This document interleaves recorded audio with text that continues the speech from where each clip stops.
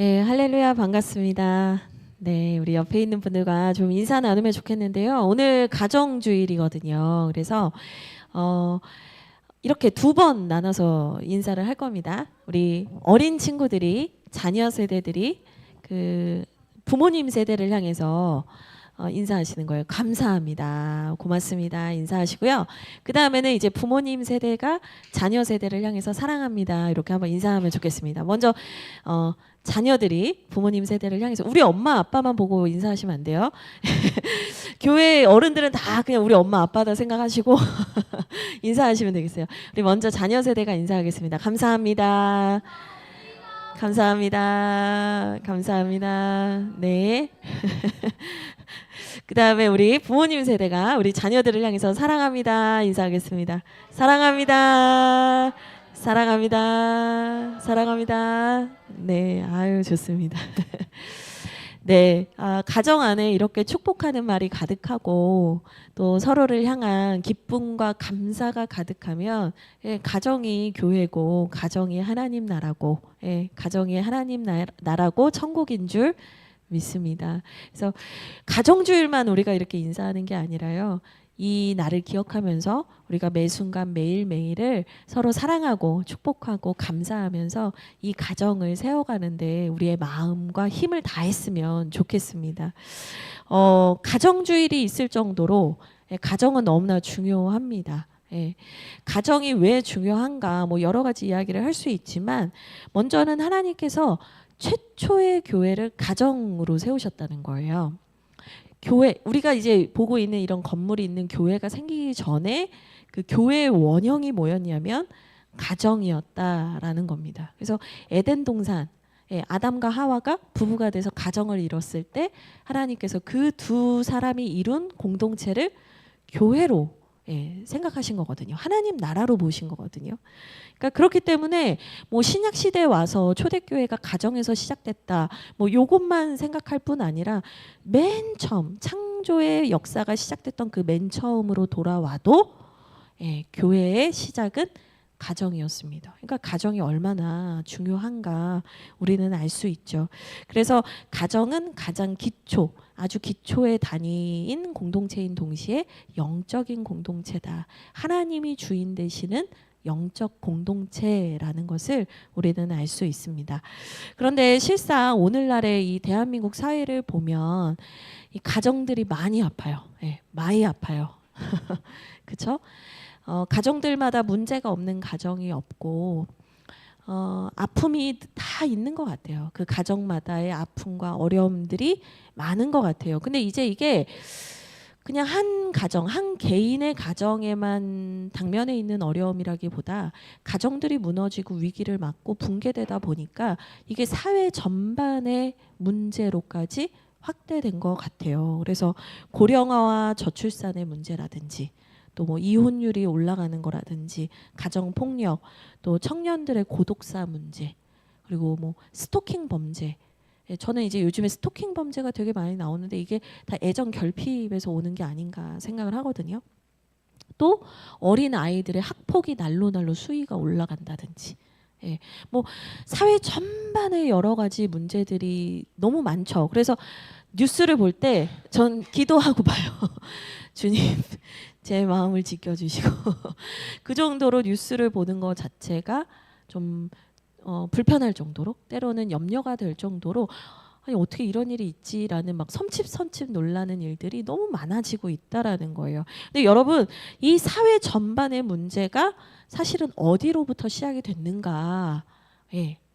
제가 아까 앞서 말씀드렸지만 가정의 위기, 가정의 붕괴가 이 모든 문제의 발단이라는 생각이 저는 들어요. 그래서 결국에는 우리가 뭐 국가적으로 정책을 세우고 뭐 대단한 뭐 계획을 세워서 이거를 해결해 보자, 이 문제를 뭐 해결해야 됩니다, 처벌해야 됩니다, 뭐 이런 얘기들을 하지만 실상은 가정이 회복됐을 때 이 모든 문제들이 저는 해결될 거라고 생각을 합니다. 그런데 이 가정이 그만큼 중요하고 사회 전반에 영향을 미치고 있잖아요. 그래서 이 가정이 회복되어야 하는데 이 가정의 회복의 문제가 쉽지가 않아요. 그렇죠? 제일 끼기 어려운 갈등과 제일 끼기 어려운 싸움이 뭐냐면 집안 싸움이에요. 우리나라는 집안 싸움에 끼지 마라 이런 말을 할 정도로요. 이게 아주 은밀하고 민감한 부분이기 때문에 사실은 건들기가 어려워요. 그리고 이제 여기에서 우리의 마음속으로 그냥 정직히 우리의 마음을 좀 들여다보면 사실은 남의 집 신경 쓸 틈이 없어요.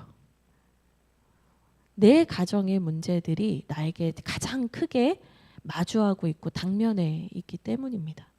그래서 우리가 하나님의 뜻, 그 가정을 교회로 세우는 일을 맡은 하나님 나라의 청지기임에도 불구하고 사실은 우리조차도 우리 가정의 문제를 생각할 때 부끄러워지고 죄책감이 생기고 뒷걸음질 치게 될 때가 더 많은 것 같아요. 그러니까 내가 내 앞가림도 못하는데 우리가 이 부분에 대해서 무슨 말을 할 수 있겠는가라는 고민을 할 때가 있다라는 것이죠. 그런데 여러분, 우리 안에 남에게 말하지 못하는 죄책감과 두려움이 있지만 이 시간 이 말씀을 들으실 때 우리 안에 가정이 회복되는 것, 그리고 우리의 가정부터 회복되는 것, 그리고 우리의 가정의 회복으로부터 시작해서 우리의 주변의 가정들이 회복되어져야 하는 것, 이것이 우리의 어떠함과 상관없이 하나님께서 우리를 통해서 이루고자 하시는 하나님의 뜻이라는 것을 여러분들이 믿으시기를 바랍니다. 아멘.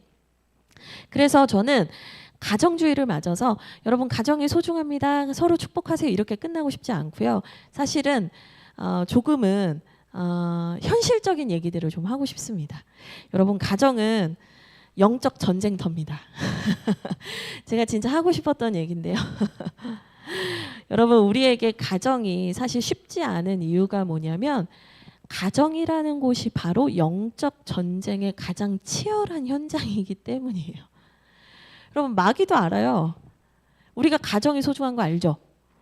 마귀도 하나님 알고 마귀도 가정이 소중한 거 알아요. 그러니까 마귀가요, 가정만 무너뜨리면 끝나 이거 알아요.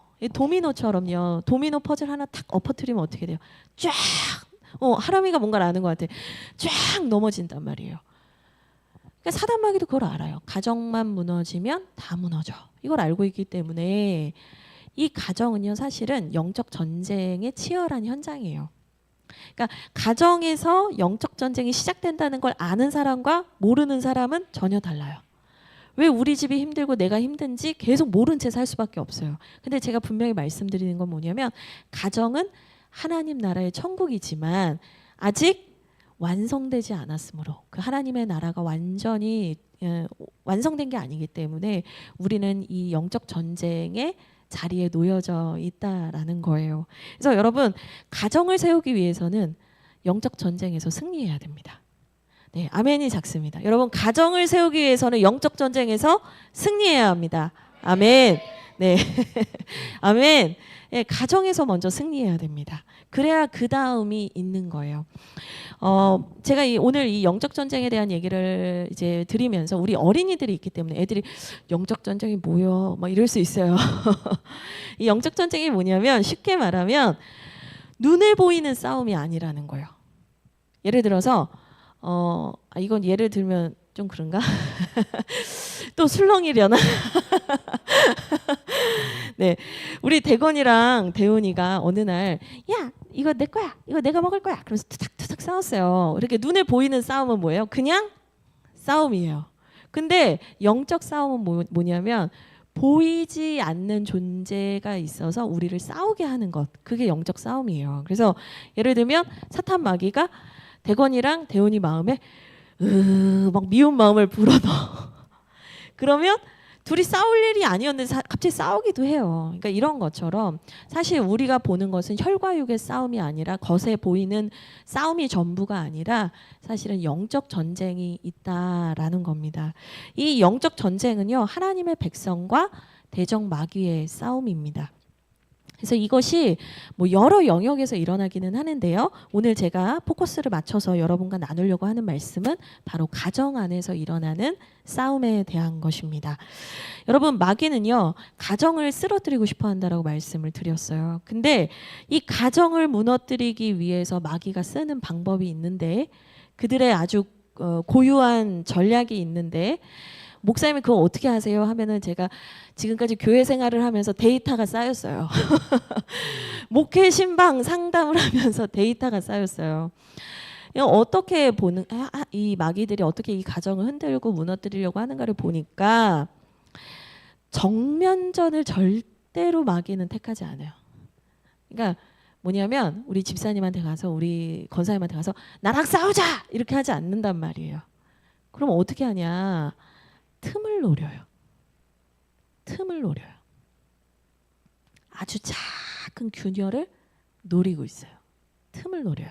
그리고 그 틈을 노려서 들어와요. 약한 곳을 노리고 있다가 들어와서 그곳으로 들어가서 전체를 흔들고 쥐어 흔들고 무너뜨리는 방법을 사용한다라는 것이죠.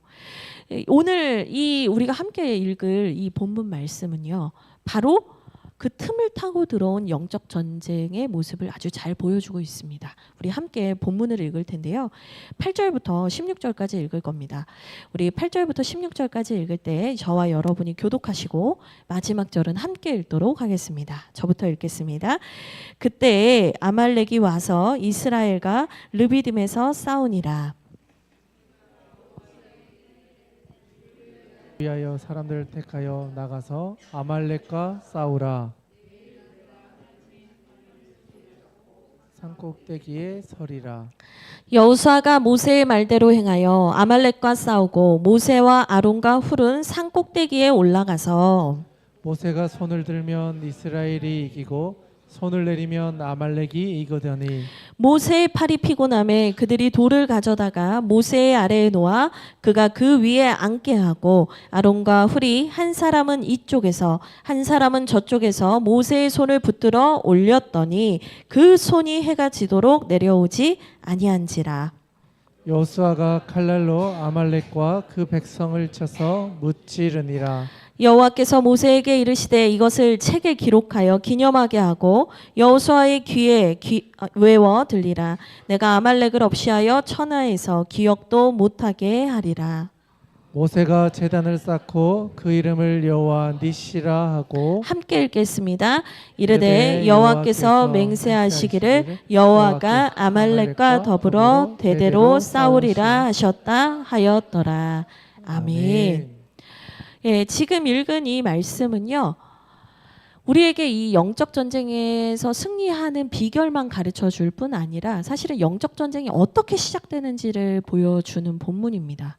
그래서 우리가 함께 좀 더 자세히 보려고 하는데요. 먼저 이 영적 전쟁이 어떻게 시작됐는가를 좀 보면은요. 8절 맨 앞을 보시죠. 그때 아말렉이 와서 이스라엘과 르비딤에서 싸우니라. 뭐라고 시작을 하냐면 그때, 예, 그때로 시작을 해요, 여러분. 그냥 어느 날 갑자기 아말렉이 와가지고 전쟁을 일으켰네 이게 아니고 그때라는 말로 시작을 한다는 거예요. 그러니까 성경은 의도적으로 그때를 강조하고 있는 거예요. 그때가 언젠가 17장 1절에서 7절의 내용이 바로 그때를 설명해 주는 내용인데요. 이 1절을 보시면 1절에 제가 읽어드릴게요. 여러분은 눈으로 따라오시면 됩니다. 이스라엘의 온 회중이 르비딤의 장막을 쳤는데 백성이 마실 물이 없었다.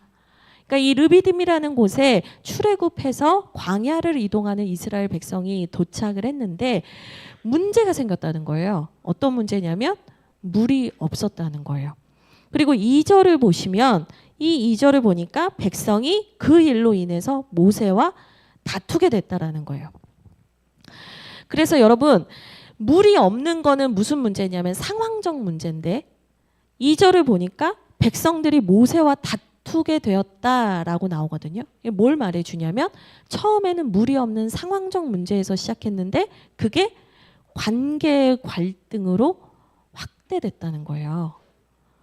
그러니까 여러분 물이 없는 문제를 이스라엘이 처음 겪은 게 아니에요.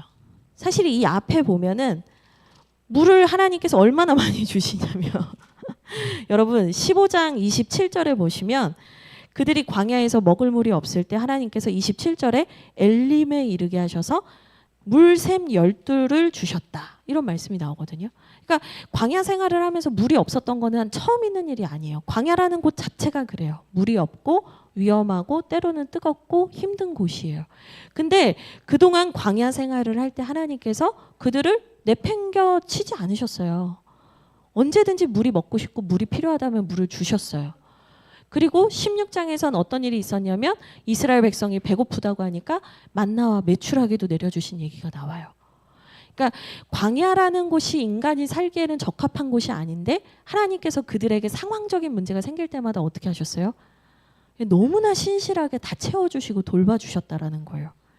근데 이 17장 1절에서 2절에서 물이 없었다라고 나오는 것은 그들에게 새롭게 직면한 문제가 아니에요. 광야에서 이전에 겪었던 문제고 그냥 그때에도 하나님이 돌봐주셨던 문제야라고 넘길 수 있는 건데 그 상황적 결핍이 상황적 문제가 어디로 확산되고 있는 거예요?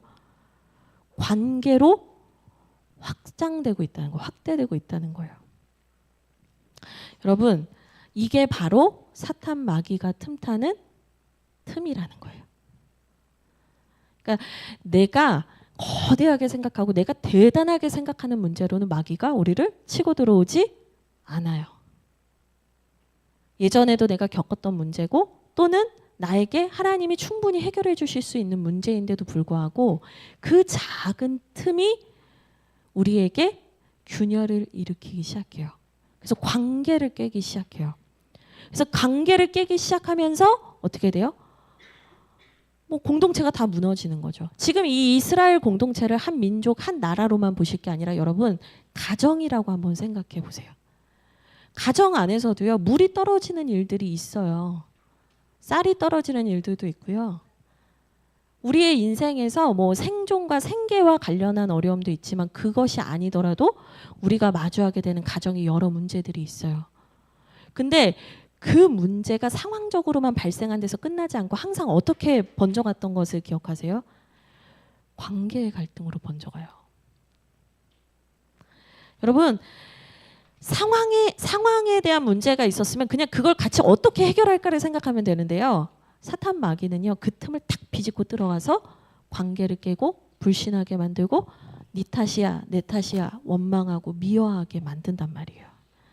그러니까 이게 마귀는 항상 그런 틈을 타고 들어가는 존재라는 것을 오늘 본문 말씀에서도 사실은 보여주고 있는 거예요.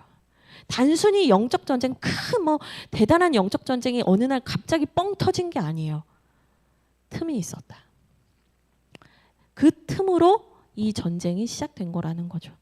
그래서 여러분 이게 상황적 문제에서 관계의 문제로 번져가기 때문에 우리는 그냥 여기서만 끝나는 줄 알지만 사실은 여기서 하나 우리가 더 기억해야 되는 게 있어요. 뭐냐면 여러분이 보셔야 하는 말씀이 있는데 17장 2절 말씀이에요.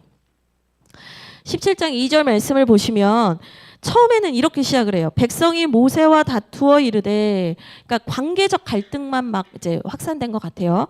근데 모세가 뭐라고 하냐면 2절 막바지에 어찌하여 너희가 나와 다투느냐, 너희가 어찌하여 여호와를 시험하느냐 이렇게 얘기를 하거든요. 이게 이제 모세는 뭘 보고 있는 거냐면 이들이 단순히 상황의 문제로 인해서 관계적 갈등이 번져갔다 여기까지 보는 것이 아니라 사실은 이게 그들 안에 있는 하나님과의 관계의 문제였다라는 것을 모세는 보고 있는 거예요. 그러니까 여러분 제가 아까 PPT 보여주세요. 네. 상황적 문제에서 시작을 했는데 관계적 문제로 이게 발전을 하더니 결국에는 이게 제가 이상해, 제가 나쁜 애야, 우린 이렇게 싸우는데 알고 보면 이게 뭐냐면 영적인 문제가 있다라는 것을 드러내는 것이라는 거예요. 여러분 물이 문제였던 게 아니고 내 옆에 사람이 문제였던 게 아니고 사실은 내가 하나님을 믿지 못하는 게 문제예요. 근데 우리 가정도 그렇게 우리가 자꾸 넘어지게 된다라는 거예요. 상황 때문이었어. 저 사람 때문이었어 라고 하지만 실상은 뭐예요? 나와 하나님과의 관계의 문제가 어긋나기 시작할 때 우리 안에 틈이 생기고 그 하나님과의 관계에서 문제가 생겨서 틈이 생길 때 마귀가 거기로 얼마든지 치고 들어와서 헤집어 놓을 수 있다는 거예요. 이게 여러분 기억하셔야 되는 게 뭐냐. 우리가 가정이 천국이 되고 가정이 하나님 나라가 되고 가정을 우리가 청지기로서 하나님의 뜻을 이루는 곳이 되게 해야 된다라고 하려면요. 여러분 제일 중요한 것, 여러분께서 가장 기억하셔야 되는 게 뭐냐면 실상은 전쟁이 안 나는 거예요. 그렇죠? 전쟁에서 막 싸우고 막 치열하게 싸우는 것도 있지만 실상은 틈을 안 만드는 게 더 중요한 거예요.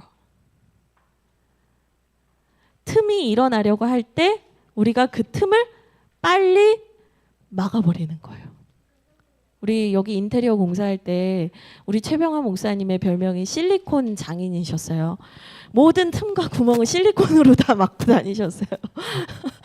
정말 모든 틈을 메우시는 우리 목사님. 근데요, 정말 작은 틈으로 물이 새고 작은 틈으로 냉기가 들어오고 작은 틈으로 큰 싸움이 난다니까요. 그러니까 그 틈을 메어버리는 게 사실은 제일 예방하는 게 제일 좋은 거예요. 그러면 그 틈을 어떻게 메우느냐? 여러분 이거 배워가셔야 합니다. 오늘 첫 번째, 문제가 생겼을 때 원망이 아니라 감사하셔야 됩니다. 오늘 이스라엘 백성이 원망하고 불평하고 뭐 중내산해해요. 여러분 제가 다 읽지 않았지만 3절을 보면 그냥 애굽에서 죽을 걸 그랬네 막 그러면서 막 너무 오바가 심한 거 아니에요? 그동안 홍해 건너고 막 만나 메추라기 내리고 막 샘물 12개 주시고 은혜를 그렇게 주셨는데 애굽에서 죽는 게 날 뻔했대요. 여러분 하나님의 은혜를 감사히 여기실 줄 아셔야 돼요. 감사가 틈을 메워요. 감사가 실리콘이란 말이에요. 가정의 균열을 메우는 실리콘이에요. 여러분 그리고 두 번째가 있는데 이제 이 백성들이 모세가 믿고 화가 났잖아요. 내 옆에 사람이 자꾸 믿고 화가 나요. 막 꼴보기 싫어요. 막 이 사람 때문에 내가 이렇게 산다 막 이런 마음이 드실 때 어떻게 하셔야 돼요? 하나님과 나의 관계를 점검하셔야 돼요. 이 사람 문제가 아니라 나와 하나님 관계의 문제예요. 어찌하여 너희가 여호와를 시험하느냐. 내가 사실은 하나님을 대적하고 있고 하나님 불신하고 있다는 거예요. 여러분 그렇기 때문에 우리가 이제 문제가 생겼을 때 감사하고 내 옆에 사람이 너무 믿고 싫을 때 내 문제다 이거 하나님과 나의 씨름할 문제다 그러고 빨리 기도하러 가시잖아요. 그럼 문제 절대 커지지 않아요. 에베소서 말씀에 이런 말씀이 있어요. 너희가 해가 지나도록 해가 넘도록 분을 품지 말라. 그러니까 이거 빨리 메워버리면 괜찮은 거예요. 잘못했을 때 빨리 사과하는 거. 예, 고마울 때 과하게 감사하는 거. 이거 되게 가정을 천국으로 만드는 비결이에요. 그래서 장신대 이상옥 교수님이라는 분이 계신데요. 이 이상옥 교수님이 늘 하시는 게 뭐냐. 이분의 강의의 시작과 끝은 이거예요. 우와 이거예요. 이거를 이제 어느 교회든 어떤 수업 시간이든 이거를 가르치세요. 자 옆에 분을 향해서 말씀하시겠습니다. 우와 보시기에 좋았더라 심히 좋았더라 그걸 해요. 막 부끄럽잖아요. 민망하잖아요. 근데 여러분 고마울 때 우와 하면은 아이고 왜 이래 하면서도 마음은 웃고 있어요. 얼굴은 웃고 있다니까요. 잘못했을 때 빨리 사과하면 돼요. 내가 미안해. 내 잘못인 것 같아. 그러면 여러분 싸움이 절대 커지지 않습니다. 우리 옆에 있는 분들과 한번 오늘 해보겠습니다. 우와 한번 배워보도록 하겠습니다. 앞으로 엄마가 밥을 차려주셔. 근데 아니 반찬이 왜 이래? 그러면서 애들이 엎으면 되겠어요? 안 되겠어요? 우와 하시면 되는 거예요. 아셨죠? 할아버지가 아 그건 좀 그래 우와 하시는 거예요. 그리고 아내가 맛있는 식사를 해줬는데 남편분들이 아 나는 이런 거 별로 안 좋아하는데 이러면 밥그릇을 뺏고 싶어요. 엄마들은. 그러니까 어떻게 하셔야 돼요? 우와 하시는 거예요. 그리고 우리 아이가 별로 잘한 것도 없지만 그냥 얘가 어제보다 낫다는 이유 하나만으로 우와 한번 해줘 보세요. 그러니까 이게 서로를 향한 피드백과 표현이 가정을 살리는 거예요. 근데 우리가 할렐루야 하나님께 영광만 영적인 언어가 아니라 그 사람을 향해서 감탄해주고 인정해주는 게 영적인 언어인 거예요. 저희 가정을 보면서 많은 분들이 물어보세요. 두 분은 안 싸우시죠? 그럴 리가요. 예. 근데 거의 안 싸워요. 정말 거의 안 싸워요. 지금까지 거의 10년을 살았는데 싸운 적이 거의 없어요. 거의 다투지 않아요. 근데 저희가 가정 안에서 지키는 원칙이 이거예요. 빨리 사과하고 감탄해 주는 거예요. 근데 저에게도 이 깨달음을 얻기까지 첫 번째 사건이 있었어요. 저희 부부의 첫 번째 그 부부 싸움이 있었는데요. 그게 뭐였냐면, 아, 듣고 싶어요? 너무 사이좋아 보였지. 그 부부 싸움이 있었는데 뭐였냐면, 처음으로 이제 딱 결혼하고 시댁에 내려가야 되는 상황이 됐어요. 그래가지고 막 떨리잖아요. 막 뭘 사가 막 이러면서 고민하다가 진짜 목회자들이 막 제 정도 많지가 않은데 제가 큰 맘 먹고 한우를 산 거예요. 막 첫 시댁인데 막 얼마나 거금을 들여서 샀겠어요. 근데 이제 택배가 잘 늦게 오잖아요. 설 연휴 때는. 그래서 너무 빨리 주문을 했나 봐요. 그래서 이거를 냉동고에 잘 넣어놔야 된다 이러고 저희 남편한테 부탁을 했어요.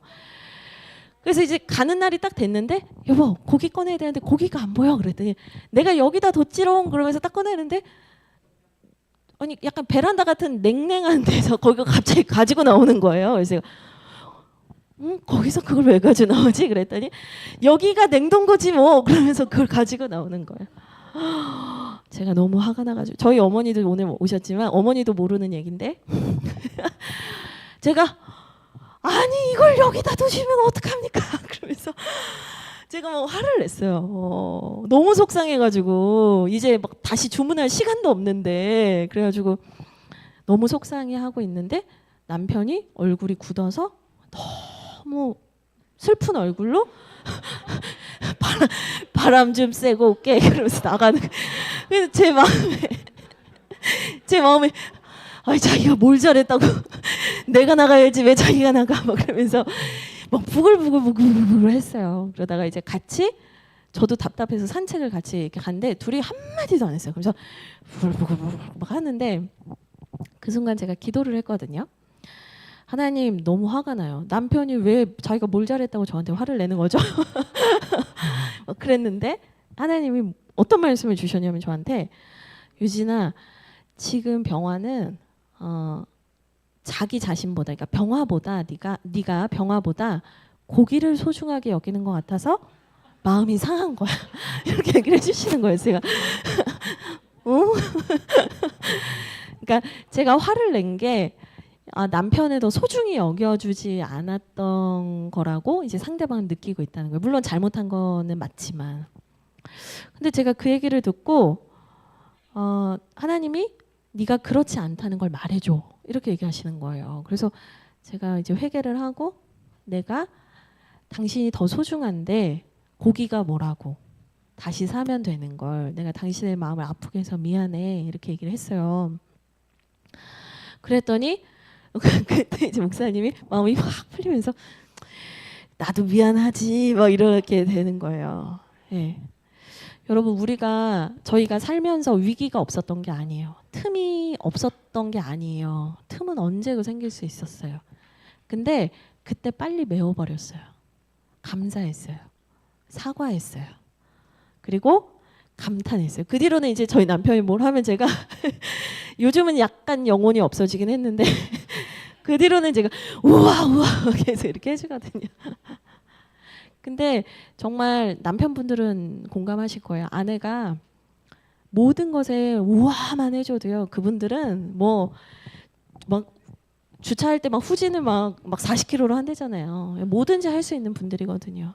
그러니까 이게 가장 좋은 예방의 방법이다. 그래서 여러분들이 꼭 기억하시기를 바랍니다.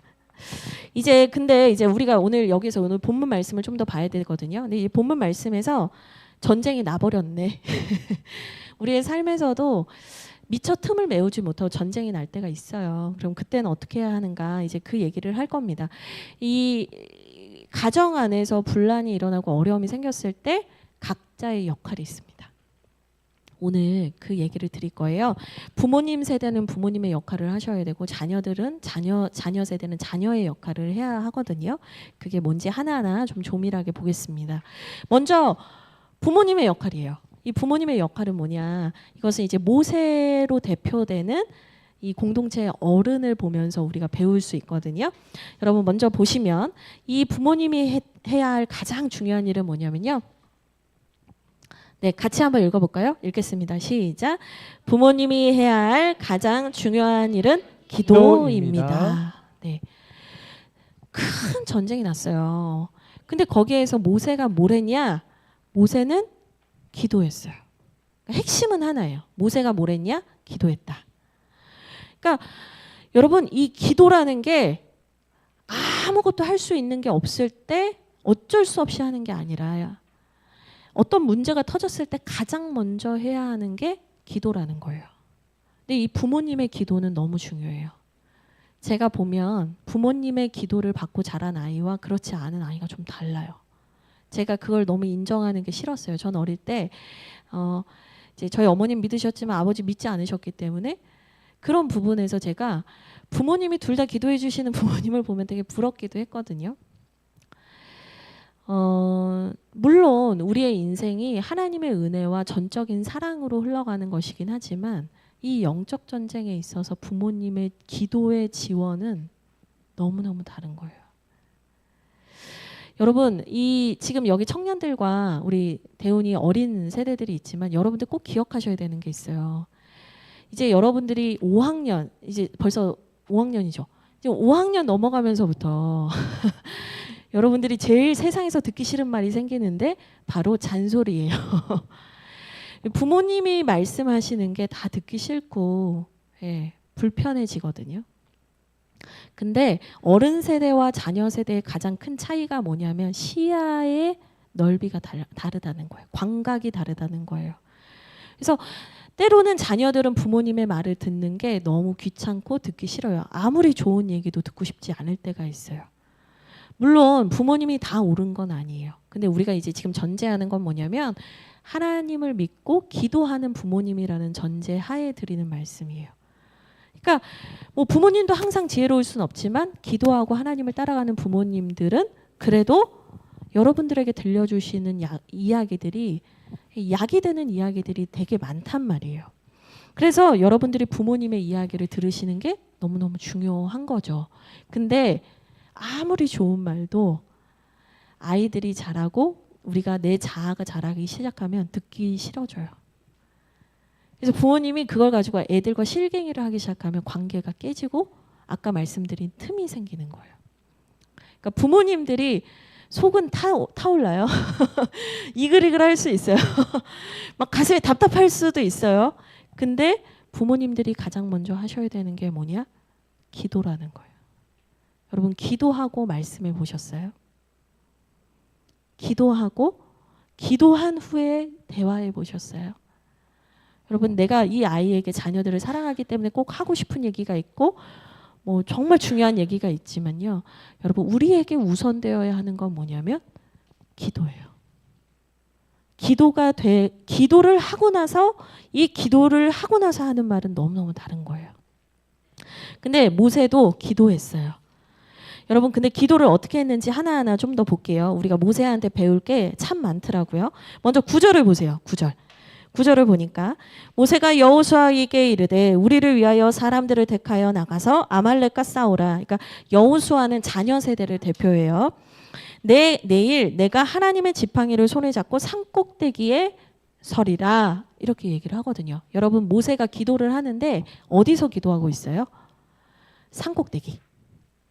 이 산이라는 것이 하나님의 계시를 받는 장소이기도 하지만 여러분 산에 올라가면 어때요? 그래요. 뭐 힘들 수 있는데 이 산에 올라가는 이유가 있거든요. 당연히 등산이 힘들어요. 저도 사실 등산 별로 그닥 안 좋아합니다만 올라가는 이유가 있어요. 왜 올라가냐면 전체를 조망하기 위해서 올라가는 거예요.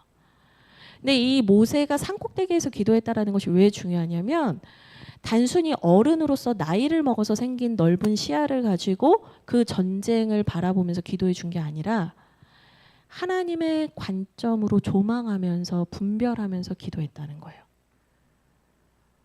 영적 전쟁이 터지고 가정에 어려움이 생기고 문제가 생겼을 때 그냥 부모님이 아유 어떻게 이러면서 기도하라는 게 아닌 거예요. 하나님의 관점으로 분별하면서 기도하라는 거예요. 여러분 기도를 할 때 그냥 기도하는 게 아니라 어른 세대에게 하나님께서 요청하시는 게 뭐냐? 너의 넓은 시야로 이 아이가, 이 자녀들이, 이 가정의 어떤 누군가가 미처 깨닫지 못하는 것을 네가 분별하고 기도해 줘야 된다는 거예요. 또 여러분 9절을 보니까 모세가 뭘 잡고 기도해요? 지팡이를 잡고 기도해요. 이 지팡이가 출애굽할 때부터, 아니 모세를 하나님이 부르실 때부터 주신 지팡이인데, 이 지팡이가 뭘 상징하냐면 하나님의 능력과 권세를 상징해요. 그러니까 내가 기도하는 게 아니라 하나님을 믿고 기도하라는 거예요. 하나님이 이루실 것을 믿고 기도하라는 거예요. 세 번째로 하나 더 볼 텐데요. 11절, 12절을 보세요. 이 모세가 기도하는 모습이 나오는데 다 읽진 않고 제가 빨리 읽어드릴게요. 모세가 손을 들면 이스라엘이 이기고 손을 내리면 아말렉이 이기더니 모세의 팔이 피곤함에 그들이 돌을 가져다가 모세의 아래에 놓아 그가 그 위에 앉게 하고 아론과 훌이 한 사람은 이쪽에서 한 사람은 저쪽에서 모세의 손을 붙들어 올렸더니 그 손이 해가 지도록 내려오지 아니한지라. 아멘. 지금 모세가 어떻게 기도를 했냐면 두 손을 들고 기도를 했대요. 근데 모세가 손을 들고 기도하면 여호수아가 나가서 이기고요. 여호수아가 손을 내리면 밀리는 거예요. 그러니까 그게 산꼭대기니까 보이는 거예요. 그러니까 이 부모님 세대, 이 모세가 어떻게 하냐. 팔이 너무 아픈데 손을 내릴 수가 없어요. 저는 오늘 이제 아침에 막 방송 송출 막 음향이 안 나오고 막 저희끼리 막 뒤에서는 막 복작복작 난리가 났었어요. 제가 막 급하게 인스타그램을 켜가지고 라이브 방송을 막 송출을 하는데 한 1분, 2분 들고 있는데 팔이 아픈 거예요. 여러분 모세가요 언제까지 손을 들고 기도했는지 아세요? 12절 끝에 보세요. 해가 지도록. 아마 모세는요 땀이 범벅이 돼서 만신창이가 돼서 녹초가 돼서 쓰러지기 일부 직전이었을 거예요. 12절에서 그냥 단순하게 팔이 피곤함에 이렇게 나오니까 팔이 아픈걸? 이랬겠어요 여러분? 아니에요. 죽을 만큼 힘들었던 거예요. 여러분 기도는 내 컨디션이 괜찮을 때 내가 좀 기도할 기운이 날 때 하는 게 아니에요. 부모의 기도는 죽으나 사나 하는 거예요. 내가 팔 내리면 내 아들, 내 딸, 내 자식 무너진다. 그 마음으로 기도하는 거란 말이에요. 여러분 누군가 물으세요. 목사님하고 제가 새벽 예배를 매일 나오는 게 절대 쉽지 않아요. 어떨 때는 2시간 자고 나오고 3시간 자고 나올 때 있어요. 근데 목사님하고 저하고 왜 이 기도의 자리를 지키냐면 저희가 기도하는 게 좋아서도 있지만 저희가 이 교회를 지켜나가는 영적인 부모라는 마음이 있기 때문이에요. 사무엘 선지자의 말처럼 기도를 쉬는 죄를 범할 수 없기 때문이에요. 팔이 피곤해요. 당연히 기도하는 게 힘들어요. 근데 부모님이 하셔야 되는 게 뭐예요? 기도하는 거라니까요. 여러분 쉬지 않고 기도하는 부모님에게 영적인 권위가 생기는 거예요. 돈이 많은 부모에게 권위가 생기는 게 아니라 기도하고 하나님을 섬기는 부모님에게 영적인 권위가 생깁니다. 여러분 그래서 힘드실 때는 모세도 도움을 받았어요. 아론과 훌의 도움을 받아서 이 팔을 받쳐줬어요. 그러니까 교회 나오셔서 같이 기도하시면 되는 거예요. 여러분 부모님들이 가정을 지키는 거 기도하시면 됩니다. 그러면 이제 자녀들이 할 것도 들어야 돼요. 여러분 잘 들으세요. 여러분 아주 잘 들으셔야 돼요. 읽겠습니다. 자녀들이 해야 할 일은 뭡니까? 같이 읽겠습니다. 시작. 자녀들이 해야 할 가장 중요한 일은 순종입니다. 네. 여러분 이 전쟁에서 여호수아가 막 칼로 막 용맹하게 싸워서 이긴 것도 있는데 여호수아가 싸움을 잘해서 이겼다라고 생각하시면 안 돼요. 여러분 여호수아에게 승리를 주신 분은 하나님이고 이 전쟁은 하나님께 있었는데 하나님께서 여호수아를 쓰신 이유가 있어요. 그게 뭐였냐? 순종했기 때문이라는 거예요. 여러분 9절을 보세요. 9절을 보시면 모세가 이 사건이 딱 터지자마자 모세가 여호수아한테 뭐라고 해요? 여호수아에게 이르되 우리를 위하여 사람들을 택하여 나가서 아말렉과 싸워라.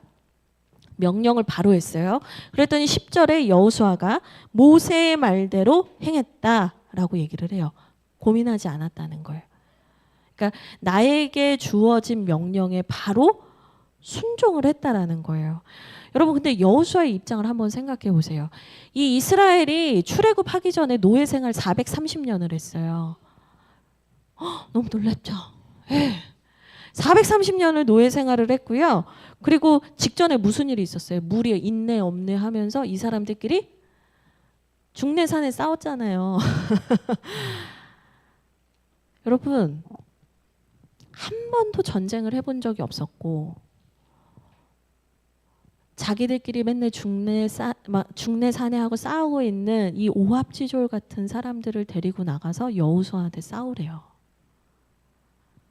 그 죽으러 나가는 거 아니에요? 누가 그걸 하고 싶을까요? 그런데 여호수아는 순종했다라는 거예요. 여러분 여기에서 우리 하람이, 태우, 우리 대훈이, 대건이, 우리 청년들 여기서 주목하셔야 되는 게 있어요. 여러분 순종하는 것이 하나님이 약속하신 이 땅에서 잘 되는 첫 계명이라는 거 기억하셔야 돼요. 순종이 별거 아닌 것 같죠. 이 포스트 모더니즘 사회에서는 오늘 아침에도 이제 그런 얘기를 나눴지만 이 사회 자체가 네 맘대로 살아, 네 뜻대로 살아 이걸 너무 당연하게 여기는 사회인데요. 여러분 순종은 하나님께서 약속하신 첫 번째 계명이라는 거 절대로 잊으시면 안 돼요. 여러분 순종의 능력이 있는 거예요. 그래서 이런 말씀도 하셨어요. 하나님께서 내가 원하는 건 제사가 아니라 순종이다. 여러분 순종이 얼마나 중요한지 여러분 마음에 새기셔야 돼요. 특별히 여러분 우리의 가정에도 우리의 삶에도 문제가 있을 수 있어요. 예. 부모님의 좋지 않은 관계 때문에 힘들어하는 친구들도 있을 수 있고 경제적인 문제 때문에 어려워하는 분들도 있을 수 있고 가정 안에서 여러 가지 어려움은 다 있어요. 근데 여호수아도 도망치고 싶었지만 도망치지 않았고 자기의 몫을 감당했던 것처럼 여러분 하나님의 말씀에 순종하심으로 여러분의 몫을 감당하셔야 돼요. 이 가정 안에서 회피하고 싶은 순간이 분명히 있을 거예요. 이거 내가 해결 못해. 이건 내가 어찌할 수 있는 문제가 아니야. 그냥 엄마 아빠가 알아서 하겠지. 그냥 나는 뒤로 숨고 싶고 나 몰라라 하고 싶은 회피의 순간이 있을 수 있어요. 근데 여러분 그때 어떻게 해야 되냐. 회피를 택하시는 게 아니라 여러분에게 주어진 치열한 분투의 현장으로 나가셔야 된다는 거예요. 여러분 순종해야 돼요. 하나님의 말씀에 순종하고 내 몫의 싸움을 감당하셔야 돼요. 언제까지 부모님 뒤에서 나는 모르겠다 이렇게 살 수 없는 거예요. 근데 여러분 여기서 중요한 게 있어요. 13절 한번 보실래요? 13절 보면 여호수아가 그의 칼날로 아말렉을 쳤다 이렇게 나오거든요. 여기 칼날이 뭐냐? 여러분 그냥 칼이 아니고 칼날로 이게 표현이 되어 있거든요. 여러분 칼은 뭐 그냥 뭐 이게 뭐 여호수아가 뭐 싸움을 잘한 거 아니에요? 여호수아의 은사와 재능 아니에요? 뭐 칼을 뭐 잘 다룬 거 아니에요? 뭐 이렇게 얘기할 수 있는데 그 의미가 아니에요. 여러분 칼은요 성경에서 말씀으로 상징이 많이 돼요. 근데 이제 여기에서 이제 칼날이라는 표현을 써요. 여러분 무딘 칼로 휘두르면 사람 죽일 수 있어요? 없어요. 전쟁에서 그 마귀한테 한다고 되지 않아요. 이 칼날이라는 표현을 쓴 것 자체가 예리한 하나님의 말씀 앞에 서 있는가? 늘 그 칼날을 갈고 준비하고 있었는가를 말하는 거예요. 지금 전쟁이 갑자기 터졌는데 여호수아가 칼 갈고 있어요, 여러분? 아니라니까요. 그가 하나님 앞에서 그 하나님의 말씀 앞에서 깨어 있었던 거예요. 민감하게 깨어 있었던 거예요. 그러니까 순종도 할 수 있었던 거예요. 여러분 이제 말씀을 정리하려고 하는데요. 저는 오늘 가정이 천국이 되면 좋겠다는 축복의 말씀을 드렸어요. 근데 현실 속에서 우리에게 다가오는 영적 전쟁은 우리 앞에 늘 도전하고 있고 우리를 참 위협할 때가 많아요. 여러분 승리하시길 바래요. 틈이 생기지 않도록 틈을 열심히 메우셔서 모든 문제를 사전에 예방하시면 제일 좋고 전쟁이 터졌을 때는 어떻게 해요? 부모님은 기도하시고 자녀들은 순종하십시오. 말씀에 순종하시는 여러분 되시기를 주님의 이름으로 축원드립니다. 우리 함께 같이 기도하겠습니다. 먼저 우리 같이 기도할 때 우리의 가정을 두고 좀 기도하기를 원합니다. 하나님, 우리의 가정이 천국 되기를 원합니다. 하나님, 우리의 가정이 하나님 나라 되기를 원합니다. 하나님, 우리의 가정의 문제를 꽁꽁 숨기고 없는 것처럼 하는 것이 아니라 하나님 앞에 들고 나아가 이 가정이 천국 되어질 수 있도록 우리가 하나님 앞에 매달려 기도하고 간구하게 하여 주시옵소서. 우리 이것을 위해서 먼저 주여 한번 부르고 기도하겠습니다. 주여, 하나님 감사합니다.